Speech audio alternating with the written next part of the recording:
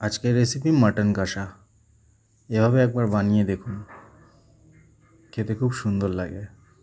প্রথমে কড়াইয়ে পরিমাণ মতো তেল দিয়ে তারপরে কাশ্মীরি লঙ্কার গুঁড়ো, 1 চামচ জিরে গুঁড়ো, 1 চামচ ঝাল লঙ্কার গুঁড়ো আর স্বাদ মতো নুন আর হলুদ, এটাকে দিয়ে ভালোভাবে মিশিয়ে নিয়ে এর মধ্যে 200 গ্রাম মতো পেঁয়াজ আর 2টো বড় টমেটো, 1 কিলো মতো মাটনের জন্য আমি এটুকু ব্যবহার করেছিলাম। তারপর মাটনের পিসগুলো এর মধ্যে দিয়ে ভালো করে মিশিয়ে নিতে হবে।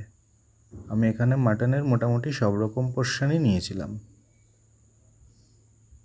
এটাকে খুব ভালোভাবে ম্যারিনেট করা হয়ে গেলে এর মধ্যে আদা, রসুন, কাঁচা লঙ্কা আর শুকনো লঙ্কার পেস্ট দিয়ে দিতে হবে। এভাবে ম্যারিনেট করে মোটামুটি আধা ঘন্টা রাখার পর একটা প্যানে তেল গরম করে গোটা গরম মশলা, তেজপাতা, শুকনো লঙ্কা এগুলো দেওয়ার পর ম্যারিনেট করা মাটনটা দিয়ে দিতে হবে। তারপর মিডিয়াম টু লো ফ্লেমে এটাকে ঢেকে ঢেকে রান্না করতে হবে। এভাবে মোটামুটি 25 মিনিট রান্না করার পর পেঁয়াজ আর মাটন থেকে যে জলটা বেরোবে সেটাতেই এটা সিদ্ধ হবে। আর এখানে আমি একটা ভাজা মশলা করে নিচ্ছি, গোটা গরম মশলা, গোটা ধনে আর কয়েকটা শাহজিরে, শাহমরিচ, এগুলোকে শুকনো খোলায় রোস্ট করে আমি একটা হামানদিস্তায় করে এটা পিষে নিয়ে মাটনের মধ্যে দিয়ে দিয়েছি। এতে করে এই মাটন কষার ফ্লেভারটা দ্বিগুণ হয়ে যায়।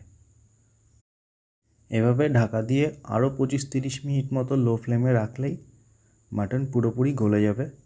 তারপর উপর থেকে গরম মশলার গুঁড়ো দিয়ে এটাকে মিশিয়ে 10 মিনিট স্ট্যান্ডিং টাইমে রেখে নামিয়ে নিলেই তৈরি দারুণ স্বাদের এই মাটন কষা।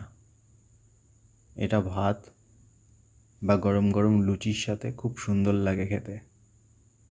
এভাবে একবার অবশ্যই বানিয়ে দেখবেন আর কমেন্টে জানাবেন কেমন হলো।